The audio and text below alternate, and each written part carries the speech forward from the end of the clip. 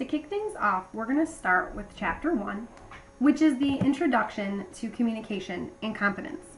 In this chapter, we're going to talk very briefly about what the definition of communication is, some of the elements that go into communication, and thinking a little bit about how communication, in an essence, can create the way in which we see relationships and see ourselves, and also, in a way, control the relationships and control ourselves. So let's jump in.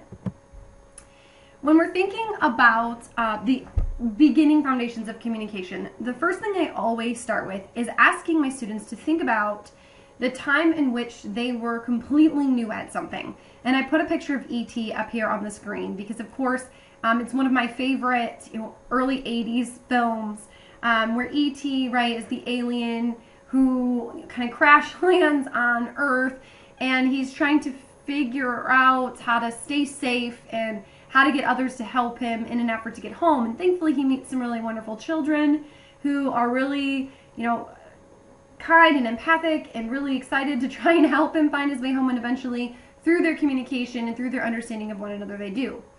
But it took a lot for E.T. to figure this out. If you remember when he first got there, he was like hiding in a closet and he was really scared, all the way up to him going out on Halloween and drinking beer and some of the other scenes in the film that were kind of funny. And I love E.T. because it reminds me of all the times when we have all been sort of aliens at something, right? Something completely new, something different. We have crash landed somewhere and we have no idea what it is we're really doing and how we navigate the complexity of that situation. So for many of you, maybe it's your first year at Northern, your first semester at Northern, or your first semester in college in general, and you're trying to navigate the complexity of college life. I have started my journey going back to graduate school, and in doing so, I've had to figure out how to check my email through their email server. I've had to figure out how to get a parking pass and where all those buildings are. I've had to figure out what all the acronyms mean. At NMU, we have a lot of acronyms. We say things like the PEEF. We'll say TFA.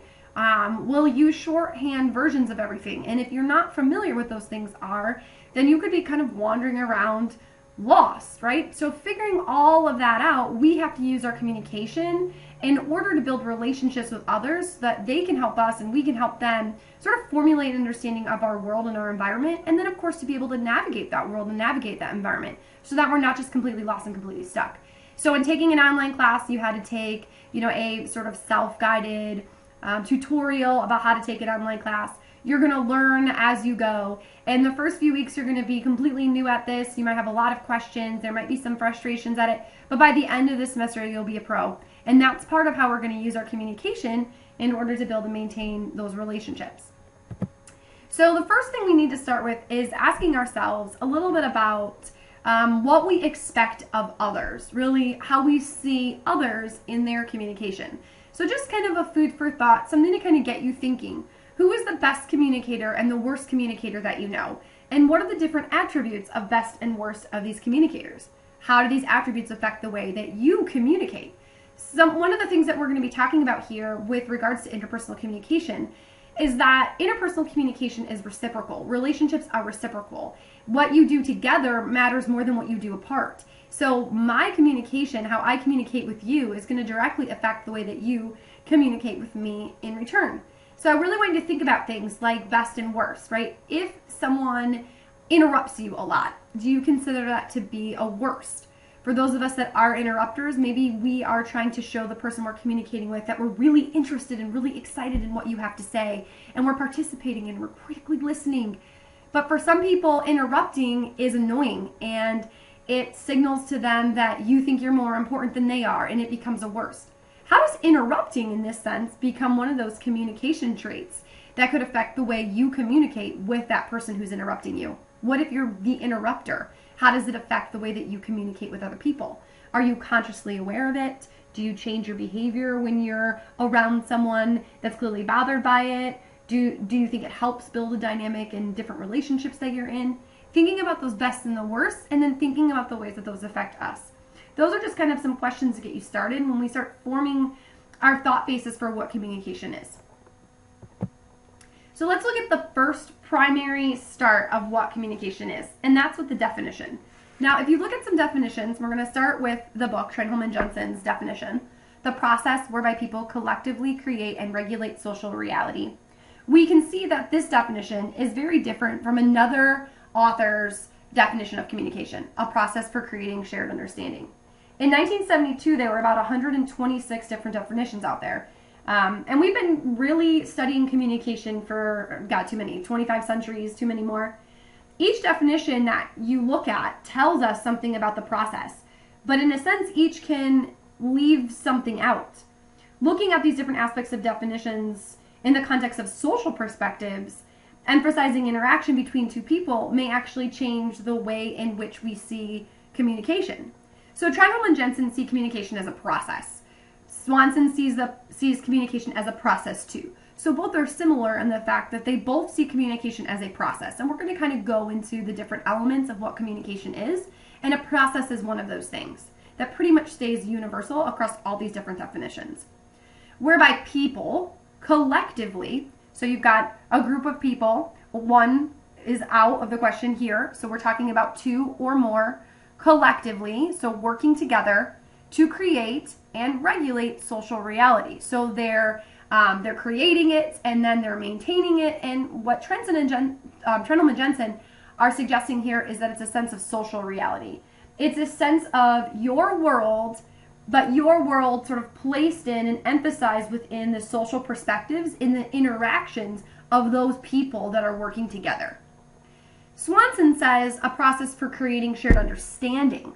So we're not limiting in this sense to one or more than one or only two. We're just kind of leaving that to be very vague.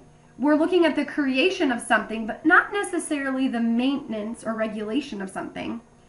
So the creation of shared understanding. And so Swanson is really looking at the way in which people understand one another, but not necessarily how that understanding creates a sense of understanding with how we live with one another. So those are some different definitions. And each definition, like I said, has some strengths to it. Some of these definitions leave some things out. There is no really right or wrong answer when it comes to what the definition of communication is. Almost every single scholar, every single communication professor that you talk to might have a different definition of how they see communication and how they see the role of other people in that communication process, or how they see communication in terms of whether it just creates, maintains, or regulates the interactional dynamics of people within the system. So each definition is different. There's no right or wrong. If I were to ask you to supply a definition, your definition should at least just think about some of these different components that we're going to be talking about here. So what are some of the different definitions of communication? All right, so to start out with, as we looked at in both those definitions, communication is a process. This means that it's ongoing. It assumes in the sense that communication is efficient.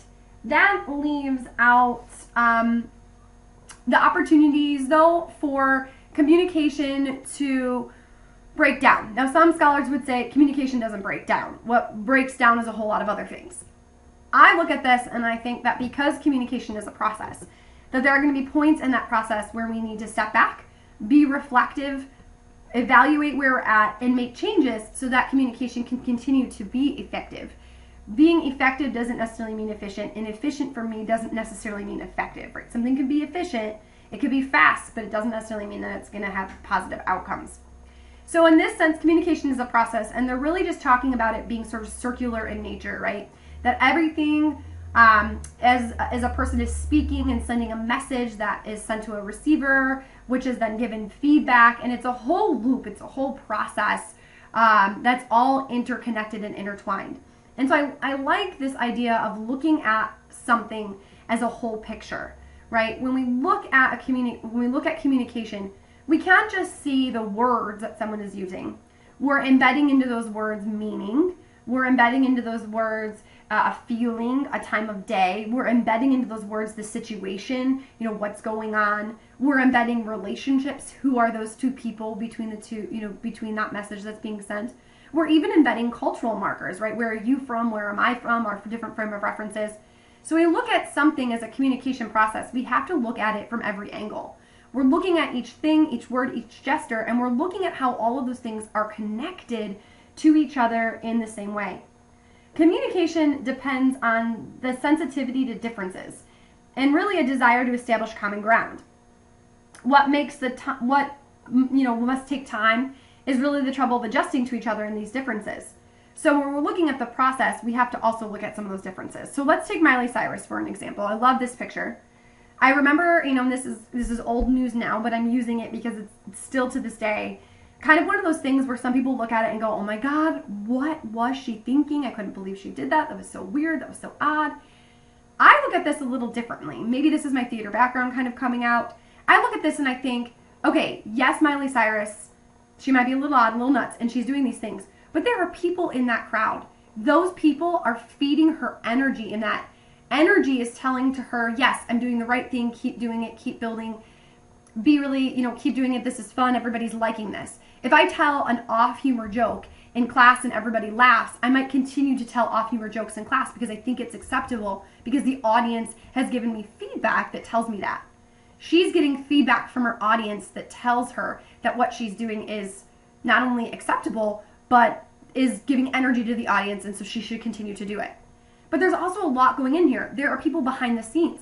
There are people who helped kind of set what order of songs she was going to sing, set what costume she was going to wear, how she was going to do her hair, how she was going to do her makeup.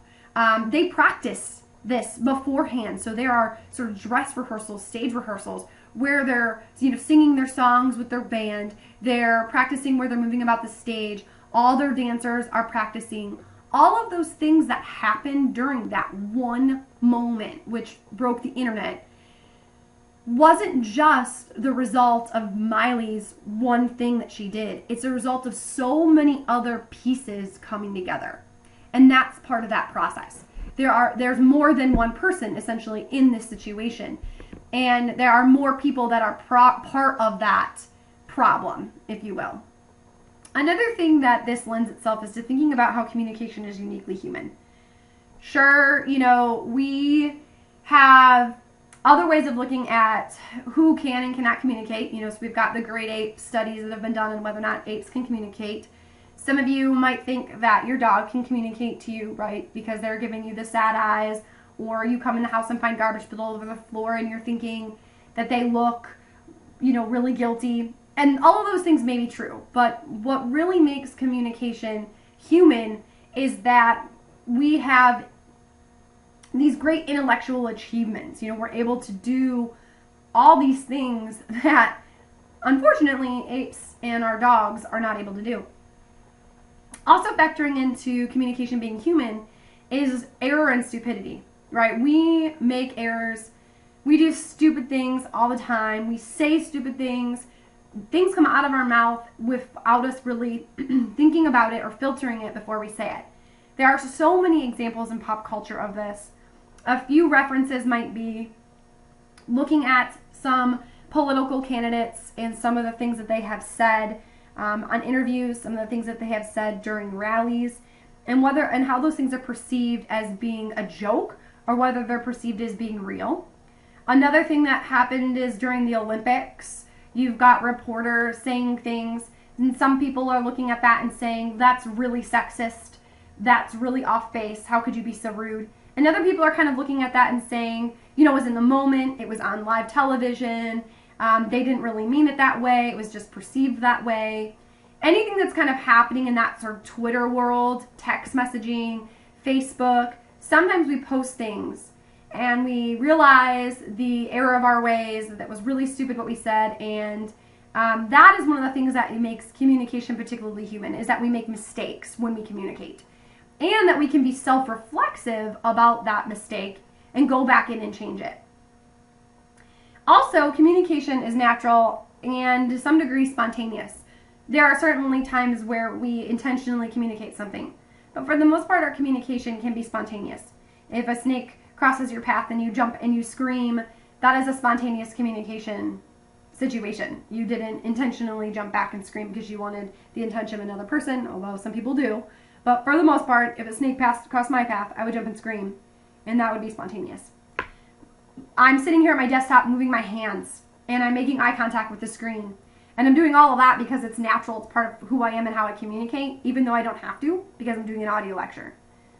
Communication can also be creative. And in a way, it's flexible, right? Because we can modify language, we can modify the phrasing of something, we can modify our pauses for effect. So there's a lot of flexibility in the way we communicate. Another part of the definition of communication is that communication is a collective activity. So for this sense, we're talking predominantly about interpersonal communication. And interpersonal communication and communication in general really takes two people. You're going to have a sender and you're going to have a receiver. And in that, there's a message and there's feedback that's being sent. And there are a few other elements that are part of the COM process model. But when we're thinking about that, if I want to maybe write a book of prose, my friend just published his first book. If I write a book of prose, I am the sender, and I have an audience out there that I think that this prose is going to appeal to. They would be my receivers. And so even though we're really talking about a message feedback loop that's based on a very wide situation in which that feedback is not direct, there's still two people, essentially, or two groups in this case, engaged in creating meaning. Thinking about maybe a mother and a daughter's relationship, right? There are two people engaged in that relationship. And the mother is going to set boundaries and rules for the daughter. And the daughter might rebel against those boundaries and rules because she's developing her sense of independence.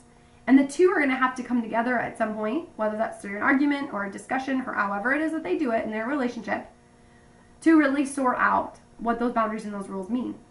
And then as things change throughout life, because communication is a process, and that daughter goes away to college, that mother may need to evaluate her boundaries and her rules and may need to have another conversation with that daughter. And that daughter may feel strongly about different boundaries and rules and may need to have a conversation with that mother. And so it's ongoing. It's a process that's constantly going to be changing. We need to be flexible, and we are working together to create a sense of understanding about, in this case, Trenholm and Jensen, the social world, our social selves, and the interactional aspects between two people. To continue our thoughts on communication, the chapter suggests that communication, in a way, is creative. And this kind of goes back to that other part of the definition, so we're going to expand on that, right? And when I think about communication being creative, I'm thinking about all sorts of things. I'm thinking about words that we now have in our dictionary that we didn't have before, like twerk, thank you, Miley Cyrus, or muggle, thank you, Harry Potter, right? Things that are Twitter, that are part of our language now that we did not have before. We created that, and that's creative in a sense. You can create songs and poetry. You can create hostility, and you can create humor. We can use our communication to create any kind of environment, and so it's creative. And in some sense, because it's talked about, it exists. Language creates reality. One thing I want you to kind of stop and think about here for a quick second is think about the stories within your family. I was talking to a friend the other day, and she said, you know, my great-great-grandma came here from, Italy, and when she got here, she lived with a family in Republic. And I was like, Republic, Michigan? How did she go from Italy to Michigan? And she spent the next hour telling me this very elaborate story. And I thought to myself, I don't know the story of how my great-great-greats came to America. I don't really even know anything about how my great-grandma met my grandfather when they got married. I know a little bit about my grandma, my immediate grandma, and my grandpa. I don't really know how they met or how they got married. So there are a lot of things I don't know. Well, once the people who are the keepers of those stories pass on, where do those stories go if they're not shared? So because we talk about it, we actually create it. We make it happen. It's creative. One of my favorite examples of this is the pants versus underwear dilemma. So I'm going to futz around here and have you listen to this little thing. So I'm pulling up for you here the Good Lovelies, a good band of mine that I really like. They performed at Hiawatha Music Festival 2 years ago, and they have just a really funny story about the way that communication is creative. We did a lot lot of traveling last year. We went to Australia and we went to the UK, and we learned some very important lessons while we were there as well. Most importantly, while we're all speaking English, we are not necessarily speaking the same language.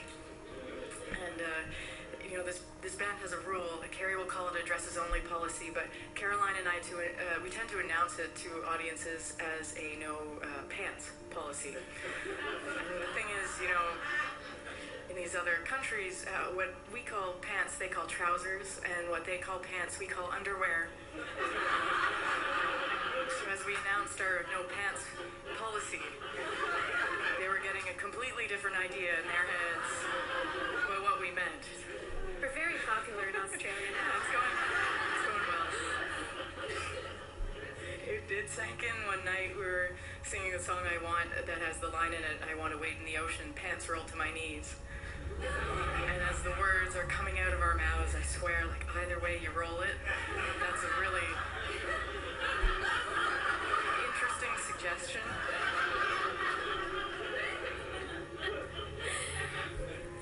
Okay, so in that example, and I apologize for all the futzing around, there's no real easier way to do that. They're obviously talking about language communication being creative. And we're going to explore in chapter 4 how language really does create reality and how the way we say things can have an impact on our audience's understanding and the relationship that we have in this sense with our audience. Your book uses a different example. Your book uses the example of demon, that the realities people create through communication can control them. And by saying that there are demons, I am being controlled by that unknown. Another example might be looking at heaven and hell, right? If I believe in heaven, that might control the way that I behave. So outside of the fact that it's creative, communication can be regulatory. It can control our actions and the actions of others. Communication can allow us to create rules that govern what we do and don't do. Communication can offer us comfort, and it can, help us persuade others or be funny and entertaining. Think about the way words control the lives of the people around you, or your own life, or even the way words can control people from other cultures. There's kind of a lot going on in sort of popular media today that's using language, and that language has a very strong sense of control over other people. Amr Mansour was our graduation speaker from May of 2016. And one of the things that he talked about in his graduation speech was being Muslim American and what that meant to him. And that is an example of how language has attempted to control how Amr sees himself. Language has attempted to control how we see Amr. And Amr's graduation speech attempted to help us understand social reality and shared understanding here, how perhaps our vision of him is not accurate, perhaps how the world's vision of him and his culture is not accurate, and create together a sense of that social environment, the interpretation of how we all are going to create a sense of understanding about who we are to one another, about our world. So communication can do all of these things, right? It is creative, it is regulatory, but it also, in a sense, is the two people or more than two people coming together, regulating and creating meaning, and therefore creating understanding about those social perspectives in the interaction between them and how they're going to see something and see each other. So what is communication? Let's look at a few examples. You see a guy on campus wearing a shirt that says, "Do you want to get off?" You walk by this person and you think to yourself, this guy is a creep. This is actually a true story. There was a t-shirt when I was at Illinois State that was black and had white writing on the front that said, "Do you want to get off?" And there was a whole group of guys walking by me with that t-shirt on, and I thought the same thing, like, I need to take a different route. These guys are totally creepy. But I could not help myself be curious. So when they walked by, I turned around and gave them the second WTF look. And when I looked, I saw on the back of their shirt it said campus, ? And I realized it was for a student organization that buses students off campus to do things like bowling and movies. So when someone walks by you wearing a t-shirt that says something, in this case, do you want to get off? You think to yourself, this guy is a creep. Has communication taken place? Now, according to the definition, two people engaged in the process that involves words and actions and thoughts and a whole bunch of stuff. It's creative, it's regulatory, and together we're creating a sense of our understanding of the world. This is for you to answer, not for me. Your stomach growls and the person sitting next to you smiles. Has communication taken place? Your stomach, spontaneous, inanimate object. You did not obviously intend to force your stomach to growl to get the person next to you to smile. Even if they were very, very cute and you wanted that to happen, you cannot force your stomach to growl, or maybe you can. You have a special talent. I don't know. Has communication taken place? You shout to your friend across the quad. They don't hear you, but someone else waves. So you have a sender, you have a receiver, you have a message, and you have feedback. You have a situation, the quad. But the person who received the message didn't receive it as intended because you intended it for someone else. So, has communication taken place? You are listening to a song and you began to reminisce about your high school friends. So the songwriter wrote a song, not sure what the intention of that song is, but you received it. The intention you got was to feel something, that creativeness, that regulatory communication aspect you felt, and you reminisced. Has communication taken place? You call your mom every Thursday to talk about how your classes are going. She cries. You complain. Maybe in this case, hopefully you don't complain. So again, is communication taking place? For most of you, I bet the last one is probably a pretty easy one. Like, absolutely, I'm talking to this person. She's crying. I'm complaining. That's how that relationship goes. Think about the definition, though, that we just went over. Think about the different components of that definition. Think about the definition Trenholm and Jensen has posed to you. A process whereby people collectively create and regulate social reality. Which one of these for you is communication? The last question that I have for you here to think about is it possible to communicate nothing? Can you communicate nothing? The first element of communication that I want to go over today is this idea of saving face. This is part of not only communication being a process, right? And there's all these different elements to that process. And communication involving a sense of our social perspectives and creation and regulation, and even maybe maintaining a sense of understanding between one another. But we have this idea already emerging of who we are in the communication process. Your face, not literally your face, but face as in a social identity that you represent, is something that directly affects the way you communicate with others and how others communicate with you. We attempt as social beings to fit our face to the situation and to how we see ourselves. So if I were to be doing this lecture in a classroom, I would probably be dressed like a professor would be dressed, right? I might have a skirt on, a nice blouse. I've certainly taken a shower, done my hair, and I have makeup on. The one reason why you don't see my little face in the corner of this right now is because I'm sitting here in a t-shirt, sweating because it's 90 degrees outside. I've got my Forestville big trucker cap on and no makeup. And when I was getting ready to do this video, I was going to put myself in the bottom corner, but I thought, oh my gosh, I look awful. So I have that sense of how I see myself right now, and I wanted to fit that self to the situation. And the situation is I'm your professor and I'm giving a lecture. So I'm going to wait until I have an opportunity to, really, and it's the summer, so I'm not really doing my hair and doing my makeup unless it's a fancy occasion. But I'm going to wait for a fancy occasion when those things have happened so that you can see me on video and go, oh, she looks like my professor. She acts like my professor. Great. We do this all the time. We try to fit ourselves into a social situation and we act the way we think we should act. In some senses, this is culturally derived. So this could be based on your family dynamics and how your frame of reference is within your family.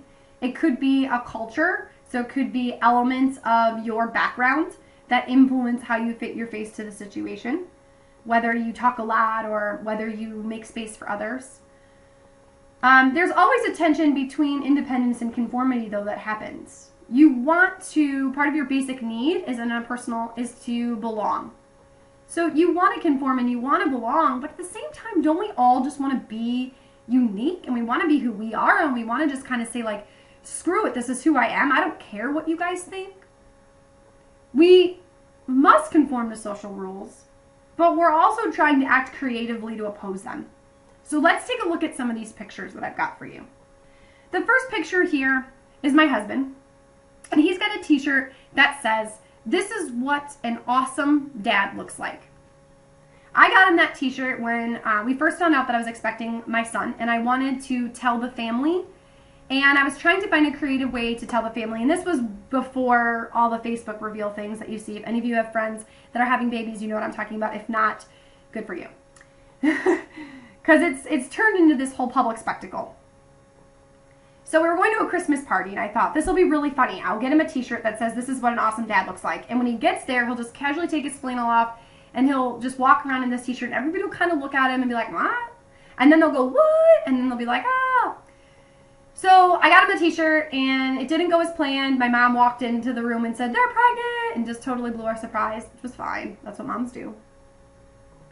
But my husband puts this t-shirt on and goes off to Beer Fest. And as he's like, we're walking down to Beer Fest, I'm thinking to myself, I look over at him, I don't see anything wrong with the situation. Then I look over at him, and then I'm thinking to myself, no, you cannot wear this shirt to Beer Fest. And my friend's like, why not? It's totally hilarious. There he is, 2 beers, 1 in each hand. You know, because he's trying to beer from this tent, he's trying to beer from that tent. Let's just say, by the end of Beer Fest, my husband's inebriated and wandering the streets of Marquette, wearing this t-shirt. Does that fit the social identity of what a good dad is? So when you think about what a good dad is, and maybe you're thinking about your own dad, maybe you're thinking about his communication traits, right? He shows you he loves you by calling you, by hugging you. He cares about you. He tells you you're important to him. He behaves appropriately. And when you think of what behaving appropriately is for a dad, many of you probably don't think drunk and wandering the streets of Marquette.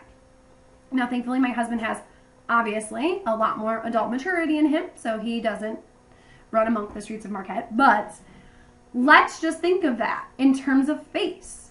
If he's walking around in a t-shirt that says, "This is what an awesome dad looks like," and he's wasted, how does that violate this sense of face? He's not fitting an approved social identity to what's expected of him, the social rules, the social norms of the situation.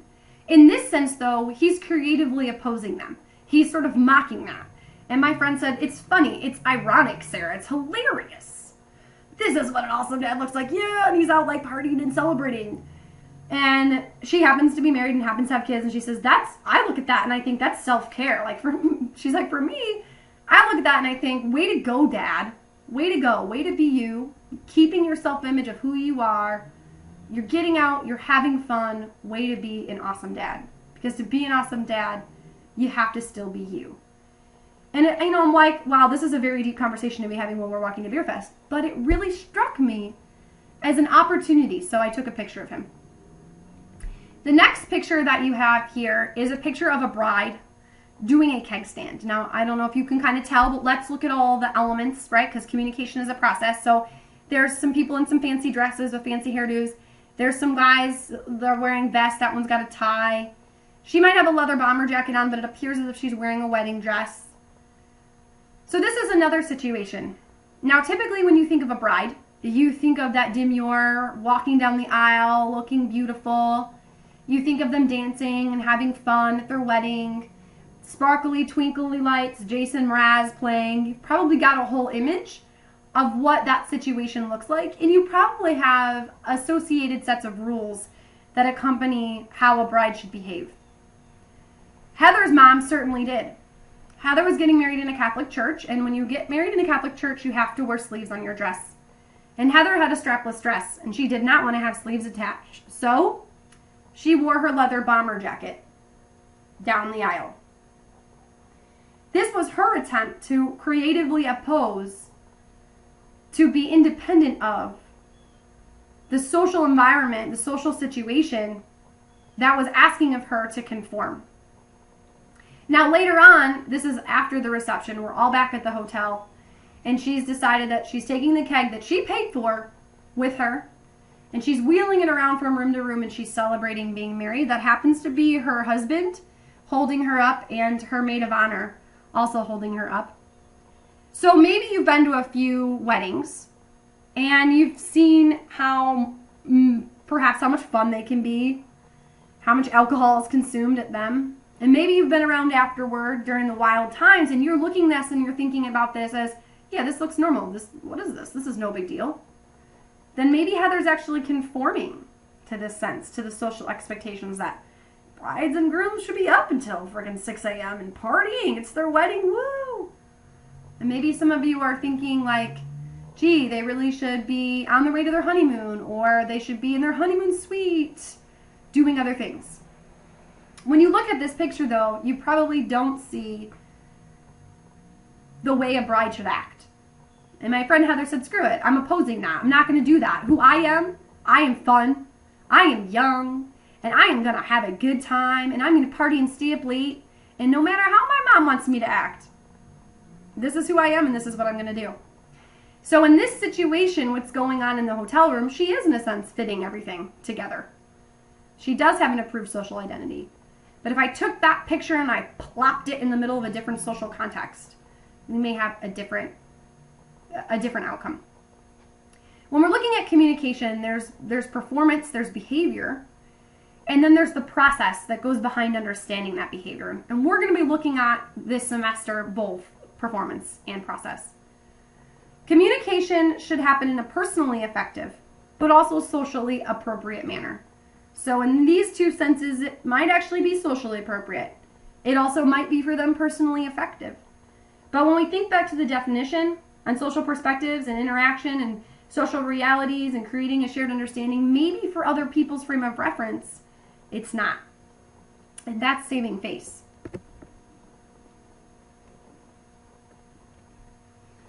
Okay, so moving on to the next question that I have for you. And this, again, is just some food for thought, just to get you thinking.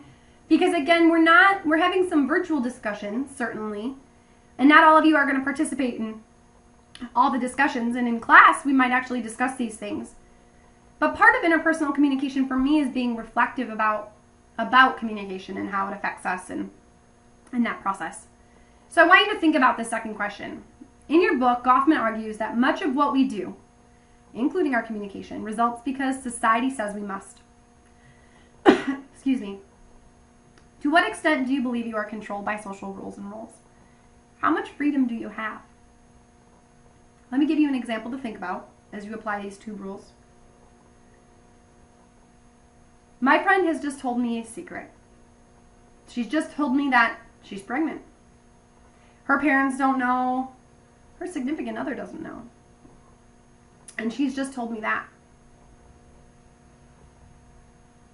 To what extent do you believe you are controlled by social rules?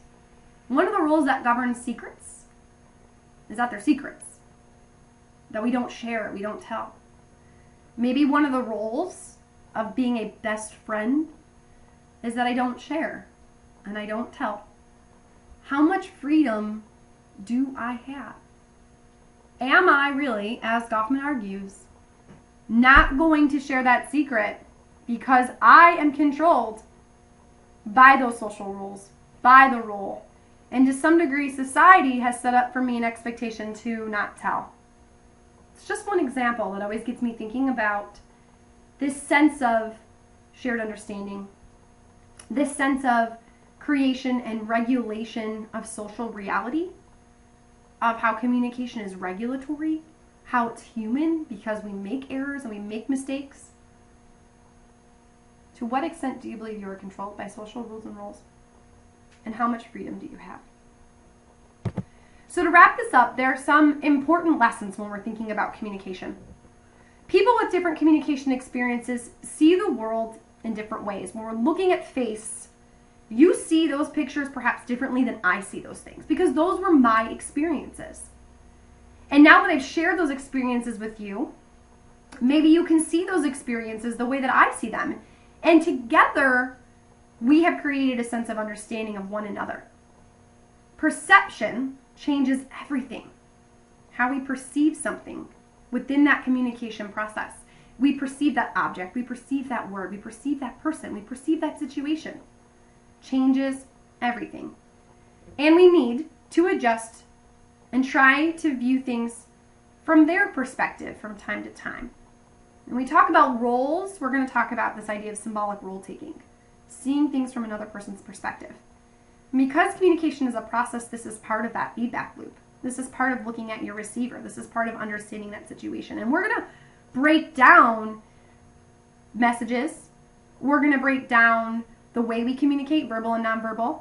We're going to break down the situational aspects of a message so that hopefully at the end we can have some perspective on how communication is different and that people see the world differently based on that communication.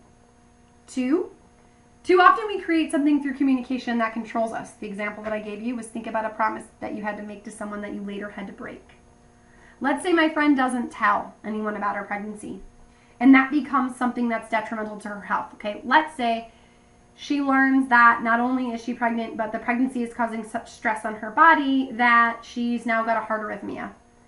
I'm holding that information in, and my mama always taught me that if there's a secret, oh gosh, talk about creation and regulation of rules and a sense of understanding, right? Because now I really am talking about my mama, and she has told me that if there's a secret that I have and it's going to hurt somebody, then I need to tell it. Oh man, so now I have to tell somebody because I don't want my friend to have problems in the future because of that. Too often we create something through communication that controls us. We say, yeah, I'll be there at 4 o'clock. And then we're there at 4:10. Think about the way that communication creates the world you're in and regulates the world you're in. Context and cultural rules are important here. When we think about face, we think about our social identity and our personal identity. We think about the way we communicate. We think about how others communicate with us. We think about being creative and creation of shared understanding and social realities. The situation and the context that we're communicating in matters, and so do different cultural rules. And we're going to explore that a little bit more this semester. We are what we do. And so in this sense, our communication creates something. Because it's talked about, it's created. If we ask somebody to be our girlfriend or our boyfriend, we are creating a significance to that relationship. Maybe we're setting up an expectation for how to behave in that relationship. We are what we do. And what we do together is more important than what we do apart. Our communication together can set the tone for acceptance and unity. It could set the tone for hostility and hate. Our communication really changes the relationship we have between each other. And we can use communication to help that change hopefully be positive. So that's chapter 1.